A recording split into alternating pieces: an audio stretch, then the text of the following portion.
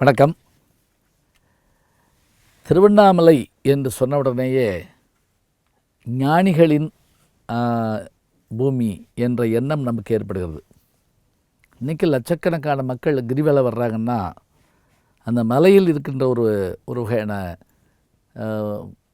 கதிர்வீச்சு, ஒளிவீச்சு, வைப்ரேஷன் இது காரணமாகத்தான் சொல்லுவாங்க. ஞானிகள் அங்கேயே இருந்திருக்கிறாங்க, பலர் அங்கே போய் ஞானம் அடைஞ்சிருக்கிறாங்க. அப்படியான ஞானம் பெற்றவர்களுள் ஒருவர் யார் என்று கேட்டால் ரமண மகரிஷி. ஒரு ஆச்சரியம் என்ன அப்படின்னா, இவர் பிறந்தது பாண்டி நாட்டில், மதுரை அருப்புக்கோட்டைக்கு பக்கத்தில் திருச்சுழி என்ற ஒரு ஊர். நான் போயிருக்கிறேன். திருச்சுழியில் பேச போகிறப்பெல்லாம் அங்கே இருக்கிற அந்த கோயிலுக்கு போயிருக்கிறேன். இவர் பிறந்த இடத்துக்கே போயிருக்கிறேன், இவர் பிறந்த வீட்டுக்கே போயிருக்கிறேன். போய் சென்று அந்த இடத்த பார்த்து வணங்கிட்டு வந்திருக்கிறேன். வணக்கம். இன்றைக்கு ஒரு நல்ல நாள். ரமண மகரிஷி பிறந்த அவரது இல்லத்தில் வந்து அந்த இடத்தை தொட்டு வணங்குகிற வாய்ப்பு எனக்கு கிடைத்திருக்கிறது. ஞானத்திலே பரமோணத்திலே ஒரு ஞானத்திலே அந்த தானத்திலே சிறந்த நாடு எங்கள் நாடு என்று பாரதியார் சொல்லுவார். பாரதியும் சென்று நம்முடைய சுவாமியை பார்த்திருக்கிறார்கள். இங்கே பிறந்து மதுரையில் பிடித்து திருவண்ணாமலையிலே இன்றைக்கும் நமக்கு அருள் செய்து கொண்டிருக்க ரமண மகரிஷியுடைய திருவடிகளை வணங்கி உலகெங்கும் இருக்கின்ற ரமணனுடைய பக்தர்களுக்கு நம்முடைய வாழ்த்துக்கள்.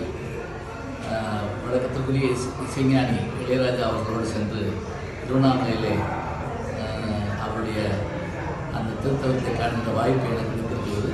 இன்று இங்கே இந்த அறிவாய்ப்பு கிடைத்திருக்கிறது. இதுதான் சுவாமி அவர்கள் பிறந்த இடம்.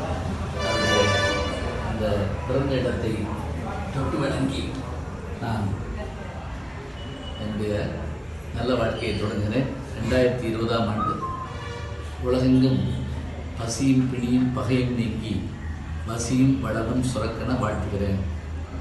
நல்ல செழிப்பும் மழையும் நன்மையும் பிறக்கட்டும். எல்லாவற்றுக்கும் ரமணனுடைய அருள் கிடைக்கட்டும். இவருடைய தந்தையார் பெயர் சுந்தரமையர், தாயார் பெயர் அழகம்மாள். இவர் 1879 திருச்சுழியில் பிறக்கிறார். இவருக்கு ஒரு சகோதரரும் உண்டு. அங்கே கொஞ்ச நாள் படிக்கிறாரு. பிறகு மதுரையில் வந்து சொக்கப்ப நாயக்கந்தர்னு இப்போ இருக்குது. அதாவது தெற்கு கோபுரத்து வாசலுக்கு நேர் தெரு வந்து நகைக்கடை தெருவெலாம் இருக்கும். அதில் அந்த சொக்கப்ப நாயக்கந்தரில் இன்றைக்கும் ரமணர் தங்கியிருந்த வீட்டை வந்து ஆலயமாக வழிபடுறாங்க.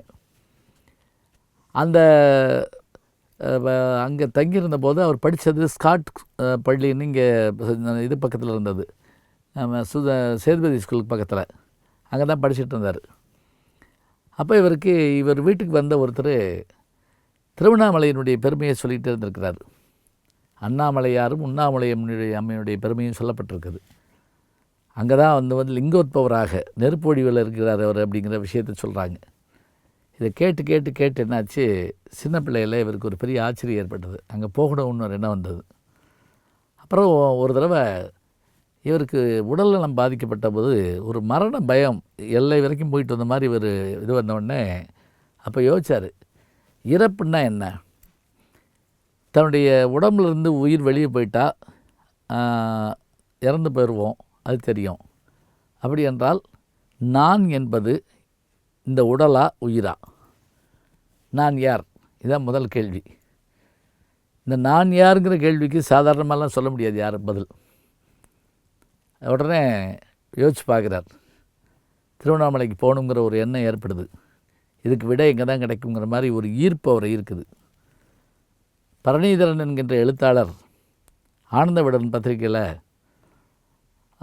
ஆலய தரிசனம்னு ஒன்று எழுதினார்.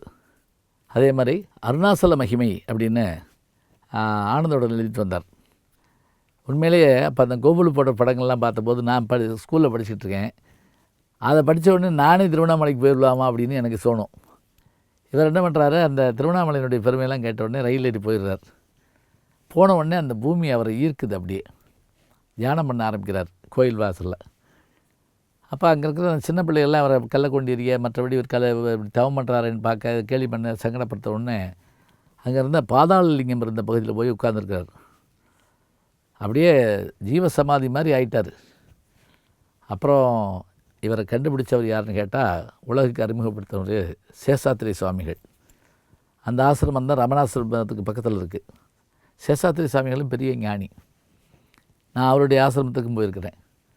அவர் தான் இவரை இது பண்ணுறாரு. அப்புறம் இவர் வந்து பல இடங்களில் இருந்துட்டு அந்த மலையடி வாரத்தில் ஒரு ஆசிரமத்தை உருவாக்குறாரு. அப்படி உருவாக்கின அந்த ரமணாசிரமம் தான் இன்றைக்கும் பிரம்மாண்டமாக இருக்குது. இப்போ சமீபத்தில் நான் போயிருந்தேன். இளையராஜா எப்போவும் வந்து அங்கே தான் தங்குவார். அப்போ இளையராஜா வந்திருந்த உடனே நான் வந்து உங்களை சந்திக்கலாமான்னு கேட்டோடனே வாங்கினார். காலை பூஜை நாங்கள் 2 பேரும் போயிட்டு வந்தோம். அப்படியான ஒரு பெரிய இடம் அது. அங்கே இருந்தபோது தான் அவர் செய்த உபதேசங்கள், அவர் எழுதிய நூல்கள், அவரை பார்க்க வந்தவங்க, ஒரு சாதாரண கோவணத்தை அணிஞ்சிக்கிட்டு ஒரு கையில் கம்பு ஓண்டிக்கிட்டு போவார். எல்லா உயிர்லையும் இறைவன் இருக்கிறான்னு நம்புவார். அதாவது அத்வைதி இவர் அத்வைத கோட்பாட்டை உடையவர். வணங்கப்படும் பொருளும் வணங்குபவனும் ஒன்றே என்று சொல்வது அத்வைதம். அதுவும் நானே என்பது தான். அது மாதிரி அதை சொல்லிகிட்டு இருப்பார். இவருடைய அந்த எளிமை, இவர் சொல்லுகிற சொல் எல்லாத்தையும் ஈர்க்க ஆரம்பிச்சது. விசிறி சாமியார்னு ஒருத்தர் கூட நம்ம கேள்விப்பட்டிருப்போம். அவரெல்லாம் இவர்கிட்ட வந்து இருந்தவர் தான். பிறகு அப்போ இவரை நோக்கி வந்தவர்கள் எல்லாம் இவர்கிட்ட வந்து இவருடைய பெருமை உணர ஆரம்பித்தாங்க. அயல் நாட்டிலேருந்து வந்த ஒருத்தர் இவரை பற்றி ஒரு நூல் எழுதினார். அதுவும் அவர் நம்பாமல் தான் வந்தார். 2 நாள் இவர் முன்னாடி உட்கார்ந்துருந்தாராம். தனக்குள்ளே ஏற்பட்ட மாற்றத்தை அவர் சொல்கிறத பார்த்தா ஆச்சரியமாக இருக்குது. அவர் எழுதின அந்த புத்தகம் தான் ரமண மகரிஷியினுடைய பெருமையை உலகுக்கு சொன்னது. இன்னொன்று வெங்கட்ராமன்கிற பேர் இவருக்கு எப்படி ரமண மகரிஷியை மாறுச்சு அப்படின்னா, அங்கே காவிய பண்டித முனி என்றவர் இருந்தார்.